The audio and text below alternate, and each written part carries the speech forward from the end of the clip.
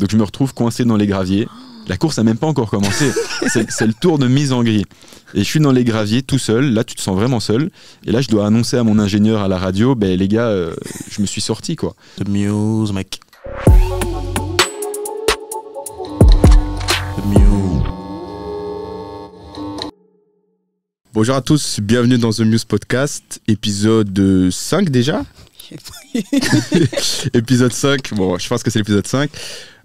Aujourd'hui, on est avec Hugo. Bonjour à tous. Bonjour, comment tu vas Hugo? Ça va bien et vous? Très très bien, très très bien. On est très content de l'avoir. Pour la petite histoire, Hugo et moi, on est potes depuis... Enfin, on est potes. On était hyper potes quand on était petits, on se connaît depuis qu'on est... Pourquoi tu rigoles toi? On se connaît depuis qu'on est... Enfin, depuis la primaire et tout. Et ouais, on avait perdu contact un peu, mais genre, on avait de bons souvenirs là-bas. Tu m'as raconté une histoire où, ouais, c'est clair, où genre, on s'était fait punir, on n'avait pas pu aller en voyage de classe, je sais plus ce que c'était. Ouais, la bonne époque, on n'était pas très bien éduqués, mais bon, heureusement ça a changé. Exactement. Toi, Hugo, t'es pilote, on peut dire ça comme ça. Enfin, si tu veux développer un peu, tu peux. Mais genre, t'es pilote, tu fais maintenant plutôt du GP endurance, c'est ça? Du GT3 en gros, du GT3. Donc c'est grand tourisme, c'est ça l'abréviation. Mais en gros, ça veut dire que je roule dans des voitures qui sont des versions courses de voitures que tu pourrais voir tous les jours. C'est-à-dire, par exemple, là, je roule avec une Lamborghini Huracan GT3, donc c'est la version course. Mais tu peux voir une Lamborghini Huracan dans la rue, quoi. Tu n'en vois pas souvent, mais tu peux en voir. Il y a des Audi R8 que tu peux voir dans la rue, il y a des Porsche que tu peux voir dans la rue, il y a des BMW que tu peux voir dans la rue. Donc c'est vraiment la version course de modèles de sport qu'on peut voir dans la vie de tous les jours, quoi. Ok. Et à la différence de tout ce qui est Formule 1, tout ça, c'est des courses d'endurance du coup, plutôt que du sprint. C'est ça. En fait, il y a plein de possibilités différentes, mais en gros, la grande différence, c'est qu'une Formule 1 ou un prototype, tu le verras pas dans la rue du coup, et que les courses que j'ai tendance à faire, c'est plus des courses d'endurance, donc minimum 3 heures, 6 heures, 8 heures, 24 heures. Ok, voilà. Ok. Et 24 heures 24 heures, ouais. Dans la voiture, genre tu roules 24 heures. Après, on est plusieurs, du coup. Okay, on est plusieurs, on se relaye, mais on est 3 ou 4. Mais c'est quand même pas facile parce que parfois, tu roules 2-3 heures d'affilée et t'as que quelques heures de pause et tu repars pour 2-3 heures la nuit, etc., sans sommeil. Donc, c'est pas. Ouais, c'est assez challenging. C'est marrant. Mais on va revenir un peu là-dessus, mais justement, là, tu reviens des 24 heures de Spa que t'as fait. Genre, ça s'est bien passé? Ouais, c'est vraiment bien passé. Étonnamment, c'est une des courses où il y a le plus de niveaux au monde en GT.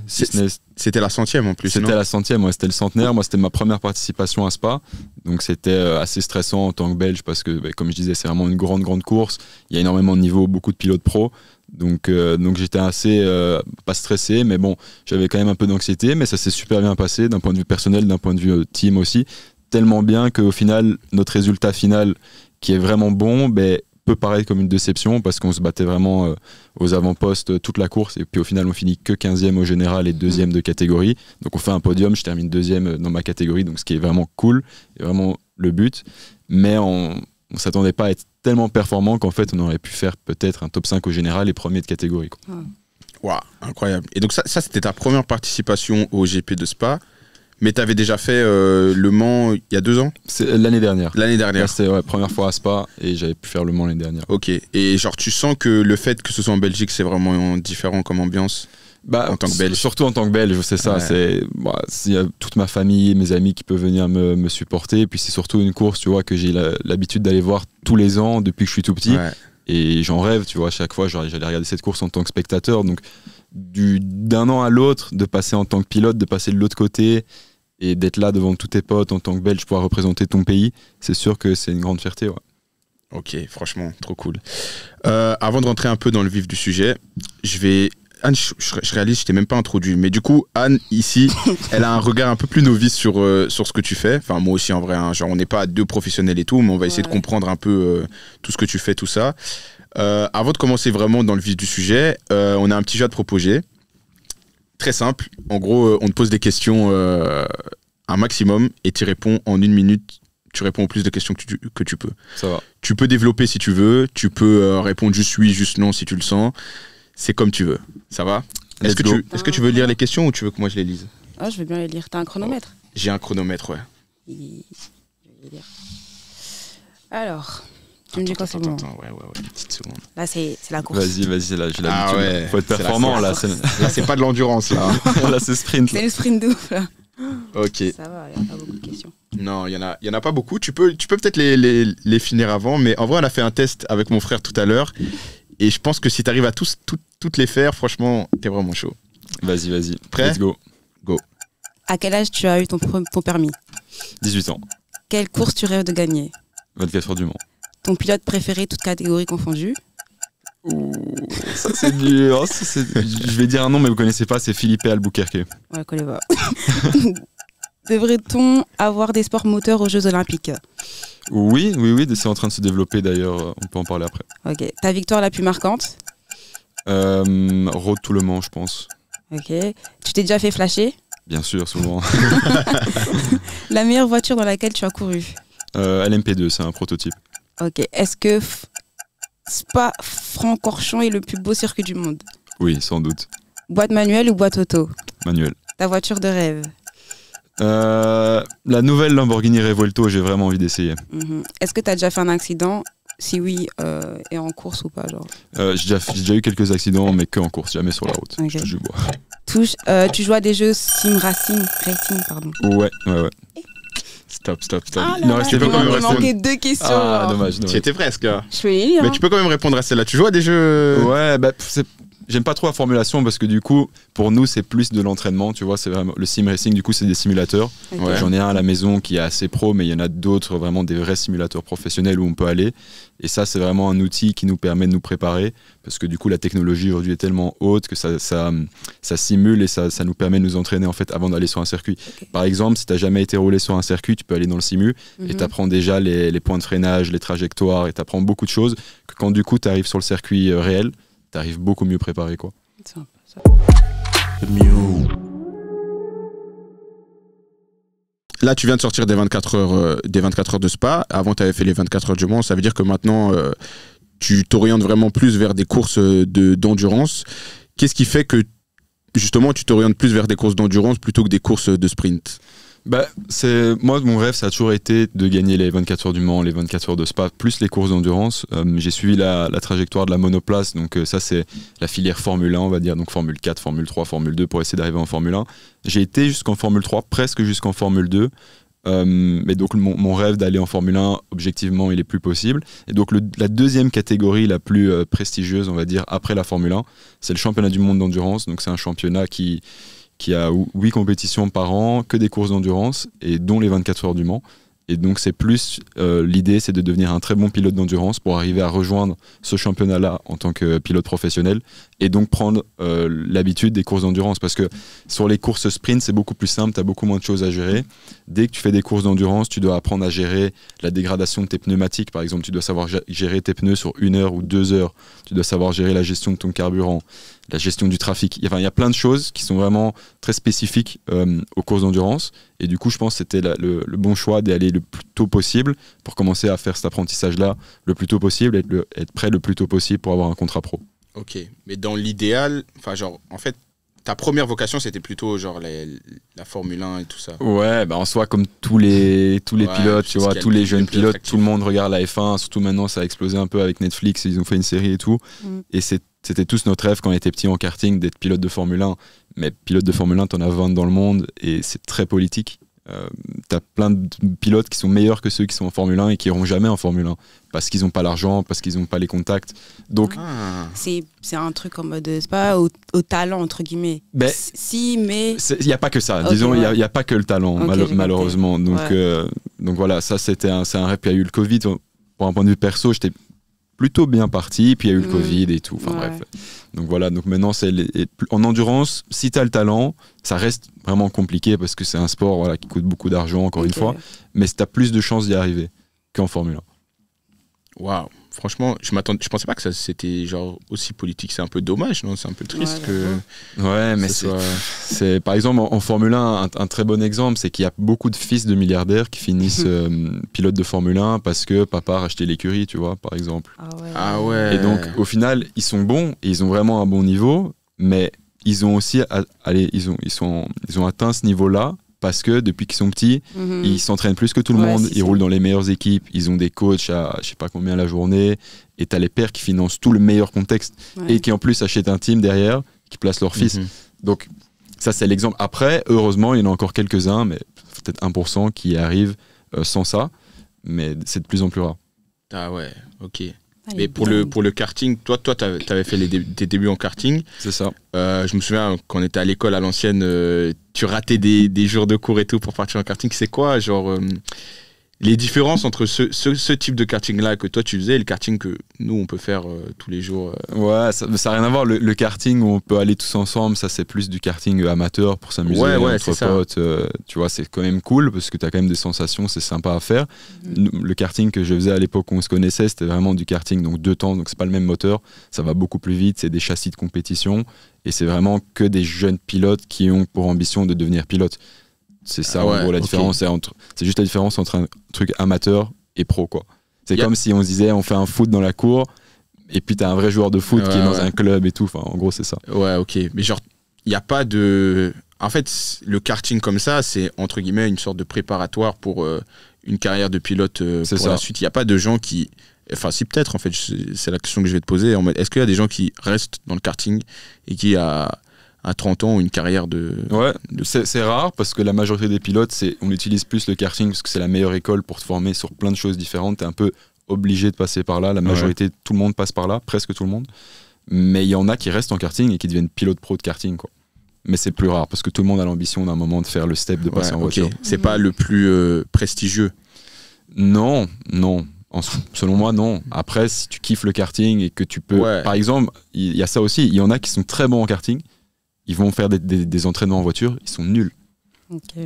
Ou l'inverse. Il y en a qui n'ont Mhm. jamais fait de karting ou qui n'étaient pas bons en karting. Tu les mets dans une voiture. Waouh, incroyable. Ok. Ça aussi, ça joue, quoi. Toi, tu as toujours eu l'ambition, quand tu faisais déjà du karting, de partir dans des trucs de Formule 1 et tout ça? C'était déjà ton ambition? Ouais, après, ça se fait step by step. mais Ouais, évidemment. t'es petit, tu sais que ton rêve, c'est de devenir de pilote professionnel. Aussi, la Formule 1, vraiment, ça, c'est le rêve ultime, mais c'est surtout de devenir pilote professionnel. Donc, tu suis les étapes Mhm. année après année, tu performes, et puis c'est difficile de survivre. Surtout, j'ai déjà de la chance d'être là où je suis aujourd'hui, parce qu'il y a plein de pilotes contre qui je me battais qui ont disparu, qui roulent plus. Ah ouais? Ouais, bah parce que financièrement, quoi. Donc, C'est aussi cher que ça, Très genre cher. Ah ouais, non, mais pour vous donner une idée, la saison que je fais cette année, ça coûte environ 500 000 euros. 500 000 euros. Ouais. Et encore, c'est parce que je fais que 5-6 courses. Mais le championnat du monde, ce que je rêve de faire, c'est 5 millions d'euros par voiture la saison. Attends, quoi 5 Mais millions d'euros c'est qui finance ça?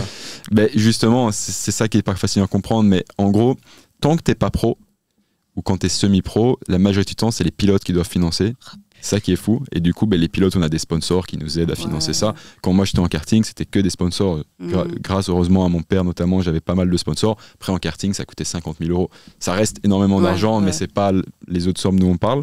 Et après, le but, ben, c'est d'investir, rouler, avoir les sponsors pour rouler, se mettre en avant, gagner des courses. Et qu'il y a un moment, il y a un constructeur qui dise waouh, lui, il est Ouais. bon, on le prend, il devient pro. Et là, une fois que tu deviens pro, tout change. Parce Ok. que toi, tu dois plus rien payer, mais en plus de ça, tu es très bien payé. Ok. Mhm. Ok, donc c'est vraiment un step de malade entre C'est ça. l'amateur et le pro, quoi. C'est ça. Ouais. Putain, c'est marrant parce que quand on avait eu Antoine Van Acker en boxe, il nous expliquait que c'était vraiment pas.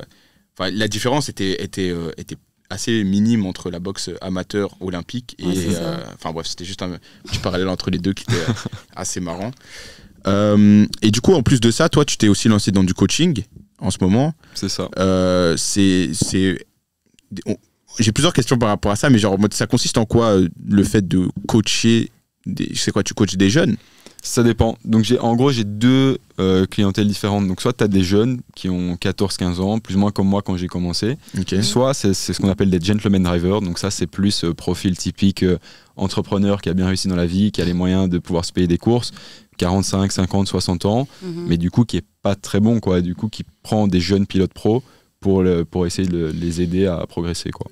En gros. C'est un coaching genre karting ou c'est genre pour. Non, mais c'est que en voiture du coup en maintenant. voiture, ok. Et il y a plein de choses possibles. Par exemple, il y en a, je vais à côté d'eux dans leur voiture. Ils Ok. ont par exemple une Porsche très sportive. À 14 ans. Genre les, Non. les jeunes de 14 ans. aussi. Non.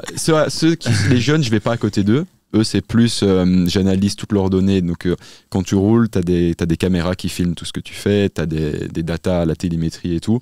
eux, je les aide déjà dans l'approche, comment aborder une journée de test, comment aborder une course, etc. Après, je les brief, ok, tel virage, tu dois passer dans tel rapport, tu dois freiner là, tu dois faire ça, etc. Donc j'essaie vraiment de les préparer le mieux possible. Après, ils vont faire leur séance, leur qualif, quoi que ce soit. Et là, on va vraiment tout débriefer ensemble. Donc je vais reprendre toutes leurs données, leurs acquis, et essayer de les aider, ok, ça c'est bien, ça tu peux améliorer. Et les gentlemen, eux, je vais à côté d'eux. J'essaye de moins en moins parce que j'ai eu un gros accident en coaching, justement, à côté. Donc j'étais avec un pilote qui faisait n'importe quoi, il m'écoutait pas du tout. Ouais. Et on a eu un gros crash, 10 G quand même. Donc je sais pas si vous savez ce que c'est des G, mais moi je vois. La force G, c'est en gros le nombre de fois le poids de ton corps, quoi. Ah, c'est un truc. Donc on a tapé, on a tapé dans un rail, on a pris 10 G, donc c'est quand même beaucoup. Ah, et oui. depuis ce moment-là, j'essaye de plus trop aller à côté, mais sinon je vais à côté, quoi. Et du coup en live, je les coach, je leur dis ok, reste à fond, tant que je te le dis pas, tu freines pas. Okay. Parce qu'ils réalisent pas le potentiel de leur voiture, quoi. Donc c'est vraiment d'essayer de les aider à faire des steps sur leur pilotage, quoi. Putain. Attends, moi il y a un truc, attends, excuse-moi. Vas-y. Il y a un truc ça veut dire il y a des gens, ils ont 13-14 ans, et ils roulent en voiture dans des circuits. Ouais, mais comme moi quand j'ai commencé à F4, j'avais 14 ans. Non c'est vrai. Ouais. C'est un truc de fou. Genre tu fais à combien de kilomètres à... Plus de 200, 220, 230 en F4. Ok, à 14 ans. Ouais, le premier test en F4, j'avais 13 ans. Waouh. C'est incroyable. Ouais, mais c'est de plus en plus jeune maintenant. Il y en a à stage, je sais pas, ils font quoi, mais. Ouais, il y en a, ils roulent à 200 km/h. D'accord. Je sais même pas si j'ai déjà été à plus de 200 km/h. Bon, moi je roule pas encore, donc. Non, je pense pas. The Mew. Au niveau un peu plus du lifestyle, c'est assez intéressant parce que du coup, toi, tu as le statut de pilote professionnel. Justement, c'est une situation assez spéciale parce que, disons que j'ai le niveau d'un pro. Ouais. Je suis à 2 doigts d'être pro, mais je suis pas encore vraiment pro. Donc, c'est-à-dire que je suis pas encore vraiment payé pour mes services de pilote. J'ai plus un statut de, disons, semi-pro. Donc, j'ai un contrat jeune avec Lamborghini, du coup. Et cette année, c'est une année vraiment importante parce que je dois leur prouver cette année que je mérite d'être pro l'année prochaine. Ah ouais. Donc là, t'es un grand tournant de ta carrière, en fait. Ouais, d'où le coaching, en fait. Du coup, le coaching, c'est surtout pour gagner ma vie. Parce que du coup, je gagne pas encore ma vie en tant que pilote. Donc, le coaching me permet de gagner ma vie. Et j'espère l'année prochaine, max l'année 2026, avoir un vrai contrat pro avec Lambo. Ouais. Par rapport au coaching, t'as fait une formation avant pour être devenu coach ou genre c'est non, quand t'es légitime quoi genre. C'est ça. En France, t'es obligé de faire une formation. Genre tu peux pas facturer des services de coaching si t'as pas eu la formation. D'accord. En Belgique, il y a pas cette loi et c'est plus. Moi, mes clients, soit ils viennent vers moi tout seuls, soit je les démarche, mais c'est plus regardez mon palmarès entre guillemets, voilà ce que j'ai fait et du coup t'as la légitimité de les coacher quoi. Ok, ça va. On va prendre un peu un exemple type, mais là, du coup, les 24 heures de Spa que tu viens de faire, comment se déroule le week-end genre de A à Z? Tu dois pas dormir beaucoup, je suppose, mais c'est quoi les préparatifs? Qu'est-ce que tu dois avoir en tête? C'est quoi à quoi tu fais attention, ce genre de choses? J'essaye de faire simple. La semaine, j'essaye de vous faire simple, court, efficace, la semaine de 24 heures de Spa. Donc, Spa, c'est un peu original parce que vu que c'est le centenaire, on a déjà roulé le mardi. Généralement, quand on a une course, on roule pas avant le jeudi. C'est pas vu qu'il y avait le centenaire, en fait on roulait déjà le mardi. Ensuite mercredi on avait pause, c'était toutes les célébrations, on allait dans la ville avec les voitures, la parade, etc. Avec beaucoup de public, c'était vraiment cool. Puis on reroulait le jeudi, puis on reroulait pas le vendredi, puis on reroulait du coup la course samedi dimanche. Mais sinon semaine de course classique, lundi et mardi, je suis chez moi en Belgique, c'est vraiment beaucoup de préparation physique, mentale, simulateur, avec mes coachs aussi. Ensuite on part généralement à la course le mercredi pour commencer à avoir les premiers essais le jeudi. Vendredi, c'est essais qualificatifs ou essais libres. Et puis après, on a nos courses le samedi et le dimanche. Mais c'est pas, du coup, c'était vraiment une longue semaine. Et du samedi au dimanche, j'ai été dormir à 7h du matin. Donc j'ai roulé beaucoup de nuits et j'ai été dormir la première fois 1 heure de 7h à 8h du matin. Et je devais être prêt de nouveau à rouler à 9h. Attends, quoi. Donc t'as dormi de 7h à 1h à 8h, une seule, 1 heure. Et dormi, c'est un grand mot parce qu'on était bien en classement et donc c'est vraiment difficile de trouver le sommeil quoi. Ça doit être stressant de fou. Ouais, et c'est surtout que en fait, tu marches tellement à l'adrénaline parce que pour donner un exemple, là, cette année, on a eu vraiment beaucoup de pluie et là, c'était vraiment dangereux. C'était une des seules fois où en roulant, j'ai pensé moi-même au danger alors que normalement jamais. Je sais que c'est dangereux quand on en parle, je sais que c'est dangereux, mais quand je roule, jamais je pense à ça, sinon ça t'enlève de la performance. Là, c'est une des premières fois où je me suis dit waouh. Là, il pleuvait à un point qu'on avait de l'aquaplaning. Donc, c'est-à-dire que la voiture, même en ligne droite, la voiture, elle bougeait et on voyait pas à plus de 50 mètres devant. Donc on sait qu'on a des mecs devant qui sont Mhm. à plus de 250, il y a des mecs devant qui roulent, il y a des mecs derrière, tu vois rien. Ah ouais, Tu ça vois doit à être 30, flippant. tu vois à 30 mètres, et à tel point que dans la ligne droite, à un moment, je me suis retrouvé dans l'herbe alors que j'étais en ligne droite. Arrête. Mais parce que juste, je restais gaz à fond parce que je savais que je devais rester gaz à fond et que sinon Mhm. j'allais être lent. Ouais. Et à un moment, je me retrouve avec 2 roues dans l'air, je dis ah, peut-être temps que je tourne à gauche parce que là je vais finir dans le mur. Et du coup, tu es dans un taux d'adrénaline de fou. Et Ouais. quand tu sors de 2 ou 3 heures comme ça la nuit avec les phares, avec du brouillard, etc., où tu vois rien, pour aller dormir après ça, Ouais, quand c'est- tu te bats pour la victoire dans ta catégorie, c'est Ouais. pas simple quoi. Et du coup, entre les courses, enfin, genre là je veux dire, le début de la semaine, entre les courses, genre quand tu me dis tu fais du simulateur, c'est genre tu vas sur le circuit avec ton simulateur, Non, avec tes coachs. en gros, moi j'ai un simu chez moi. Et Ouais. du coup, Ok. des journées plus classiques, c'est le matin, salle, j'ai mon coach sportif, on fait notre séance. Par exemple, ce matin, tu vois, j'étais à la salle avant de venir. On fait notre séance très spécifique, réflexe, gainage, enfin tout ce qu'on a besoin en tant que pilote, quoi. Après, on fait tous des entraînements mentaux, ça aussi c'est hyper important. Ça peut paraître con, mais des méditations, des trucs du style, de la visualisation d'un tour parfait. Donc on sait, d'abord on va dans le simu, on va travailler, ok, qu'est-ce que je dois faire pour être le plus performant dans mon pilotage sur un tour.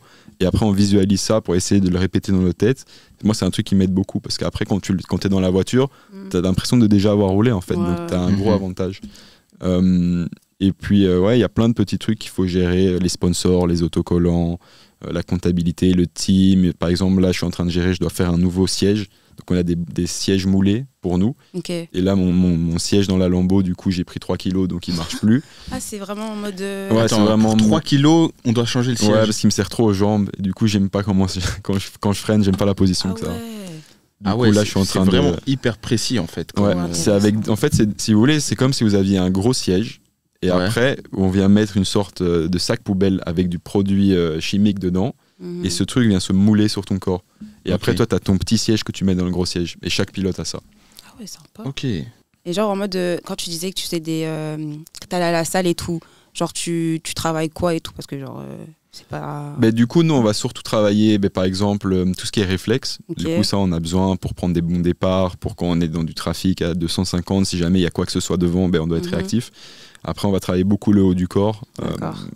tout ce qui est gainage, haut du corps, la Ouais, nuque, parce que ouais. du coup, quand on passe super rapidement dans les virages, notre corps est poussé vers l'extérieur, donc c'est Ok. important d'être musclé, Mhm. d'où les forces G, etc., Ok. ce que je parlais tout à l'heure. Ouais. Et après les jambes aussi, parce que surtout la jambe gauche, parce qu'on doit freiner super fort sur la pédale de frein. Ok. On met plus de 100 kg de pression sur la pédale de frein.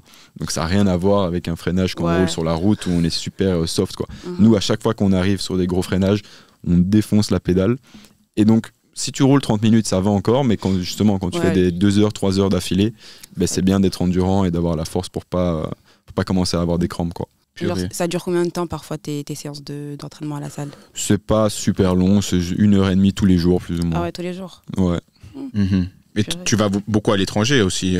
Ouais, c'est ça qui est quoi. pas facile de. En fait, c'est que beaucoup les courses s'enchaînent tout le temps. T'as tous tes entraînements aussi, et c'est pas toujours facile de gérer la récup. Ouais. Donc là, j'ai enfin eu une semaine depuis Spa, du coup. Enfin, après Spa, j'ai encore eu une autre endurance à Spa, mais depuis cette course-là, j'ai eu une semaine plus calme. Donc là, c'est important de gérer aussi la récup et d'accepter parfois de pas aller t'entraîner ou de faire super cool Ouais. et aller dormir pour que ton corps récupère, quoi. Ok. Tu vas faire ça. Genre là, c'est quoi le prochain Là, je pars mercredi en Allemagne. J'ai une course week-end en Allemagne. Ok. Endurance aussi toujours. Non, la sprint. Sprint. Ah ok. Ouais. Donc tu Ouais, passes en mais monoplace. non, là, donc c'est toujours en GT. Ok. Donc, avec Lambo, du coup. Ouais. Mais c'est juste que c'est des courses sprint. Donc au lieu d'avoir une course de 24 heures, par exemple, comme j'ai eu à Spa, où on était 4 pilotes, et du coup on roulait plus ou moins 6 heures chacun, Mhm. là c'est les mêmes voitures, plus ou moins le même championnat. C'est juste que c'est un format sprint. Donc ça veut dire qu'on a 2 courses d'1 heure, Ok. une samedi, une dimanche. Et là, du coup, c'est la guerre, quoi. Parce que quand on part pour 24 heures, c'est déjà la guerre, mais on sait qu'on peut surtout pas se cracher ou quoi, parce que on doit tenir 24 heures. Ouais. Quand tu pars en sprint, t'as 2 pilotes, du coup, c'est 30 minutes chacun. Et les mecs, c'est porte Ça contre envoie. porte. Et ouais, c'est là, Ah ouais. c'est vraiment la C'est guerre. vraiment la guerre. Mais du coup, comment vous faites en mode. Parce que tu viens de dire que genre c'est 30 minutes chacun. Vous avez Ouais. tous les deux une voiture et vous. Non, comment- non, du coup, on partage une voiture avec mon Ok. coéquipier. Et donc, en fait, t'as une règle que aux alentours de 30 minutes, Ouais. moi, je rentre dans la, Ouais. dans la pit lane, tu vois, et on fait un changement de pilote. Ok. Et ça donc, doit. Ouais, là, on doit essayer d'être le plus rapide possible. Lui, du coup, on change, hop, il s'attache, puis lui, il finit la course. Ah ouais, ok. T'as des rivalités à ton à ton stage, là où tu en es plus ou moins, t'as des rivalités genre avec des gens en mode ouais, moi, avant je n'avais, en monoplace du coup, je n'avais beaucoup plus. Maintenant, moins, parce que je suis plus dans un mood où je suis pas encore, disons, t'as des grands noms, t'as les grosses stars du coup de mon sport. Moi, je suis pas là. C'est là où j'ambitionne d'aller, mais je suis pas là. Donc, je suis plus à vouloir me prouver par rapport à eux, mais eux, ils me considèrent pas comme un rival parce que je suis le petit jeune qui arrive. Donc, j'ai un ou deux rivaux. En l'occurrence, un mec de chez Lambeau que je dois absolument battre pour pouvoir avoir le statut pro l'année prochaine. Okay. Et lui est vraiment bon et c'est le même profil que moi, italien. Et donc lui, je sais que lui c'est mon rival, quoi. Lui, il faut que je le batte parce que si je le bats pas, c'est lui qui aura le statut pro l'année prochaine. Donc lui, c'est clairement un rival. Ouais. On va suivre ça de près, hein, parce que du coup, ça veut dire que là, cette année, tu as vraiment la suite de ta carrière qui se passe entre. Ouais, après, honnêtement, c'est chaque année comme ça. Chaque année, c'est soit tu performes, soit t'es mort et ta carrière peut s'arrêter, quoi. Là, ça fait 3 ans que je suis à 2 doigts de passer pro et je suis à 2 doigts de plus rouler. Comment ça, plus rouler, genre Ben parce que du coup, vu que tant que t'es pas pro, tu dois amener des sponsors. Ben, en l'occurrence, si tu performes pas, tes sponsors sont déçus, t'as plus de sponsors. Et si t'as pas un constructeur qui dit moi je paye pour toi ou je te prends en pilote pro, ben, t'as plus d'argent, tu roules plus. Ça, quoi. Même que t'as prouvé. Et c'est ça qui est assez ingrat dans le sport, c'est que tu peux faire des belles perfs, tout le monde le voit, tout le monde te dit bravo et tout, mais tu peux ne plus être là l'année suivante, quoi, tant que t'es pas passé pro. C'est chaud. Donc tu dois tout le temps être performant et tout le temps essayer d'avoir un coup d'avance pour ton futur, quoi. On va faire juste un petit sujet sur les femmes dans le sport automobile parce qu'on a l'impression que ces derniers temps là c'est en train un peu d'évoluer. On a vu par exemple la team Iron Dame qui a performé il y a pas longtemps au Brésil ou enfin bref. Il y a pas mal de choses qui évoluent. Du coup, on a l'impression, de notre point de vue d'amateur extérieur, qu'il y a des choses qui bougent un peu. Est-ce que toi, en interne, tu as l'impression que ça devient plus accessible aux femmes ? Clairement. Pour parler des Iron Dames, du coup, moi je roulais pour Iron Lynx, qui est le team en fait dont fait partie Iron Dames l'année dernière. Donc je les connais très bien. Sarah Bovy est une des pilotes des Iron Dames, qui est une très bonne amie à moi. Donc c'est clairement quelque chose qui est en train de se développer, quelque chose que je soutiens à fond. C'est top. Elles font beaucoup d'initiatives, les filles, par rapport à ça. Ce qui est assez drôle, c'est que justement, elles veulent montrer que les femmes ont leur place dans le sport et elles le prouvent depuis déjà plusieurs années, mais elles ont quand même fait la nuance d'avoir une voiture toute rose avec des combis toutes roses et des casques toutes roses en mode pour un peu provoquer les mecs. Et je trouve ça assez drôle. Mais non, clairement, c'est en train de se développer et il y a de plus en plus ça devient plus en plus entre guillemets logique pour des jeunes filles de dire ben moi aussi je peux devenir pilote. Là où avant jamais ou très rarement une fille va se dire moi j'ai envie de devenir pilote, quoi. Mais non, ils essayent vraiment d'instaurer ça et de prouver que les femmes peuvent être aussi fortes que les mecs, quoi. Donc ils sont en train de mettre une très bonne dynamique et il y a de plus en plus de filles qui s'intéressent, sans parler même d'être pilote. Il y a de plus en plus de filles qui s'intéressent à ce sport-là et qui le suivent. Donc non, c'est clairement un top projet. C'est génial, franchement c'est cool. J'espère que ça va continuer comme ça dans ce sens-là parce que c'est tout ce qu'on peut leur souhaiter. Est-ce que par hasard, on finit toujours un peu là-dessus, est-ce que tu as une petite anecdote que tu peux nous raconter qui s'est passée en course ? Oui, bien sûr. Pas spécialement en course en fait, hein, mais si tu as quelque chose qui te vient. Laisse-moi. Ouais, ça c'est. Ok, tu sais quoi, je vais me tirer des balles à moi-même, c'est pas grave. J'ai une anecdote drôle. C'est mon plus grand moment de honte en tant que pilote, mais elle est drôle vu la suite. On est en Hongrie en 2018 ou en 2019, je pense, sur le circuit du Hungaroring. Et la saison compliquée pour moi. Enfin, je fais une bonne qualif. Je me qualifie dans les 5 premiers, quoi. Top 5, top. Ça remet un peu du boost pour tout le monde. On arrive à la course et là, il se met à pleuvoir super fort, mais vraiment super fort. Bon, je vais essayer de vous expliquer normalement pour que vous réalisiez en mots classiques. Mais donc, en gros, quand tu arrives à une course, tu es dans la voie des stands et tu vas faire un premier tour qu'on appelle le tour de mise en grille. C'est-à-dire que tu sors de la voie des stands, tu vas sur le circuit, tu fais un tour lent normalement. Et là, tu vas te positionner sur la grille, t'attends, et là, il y a toute une procédure où il y a des panneaux, etc.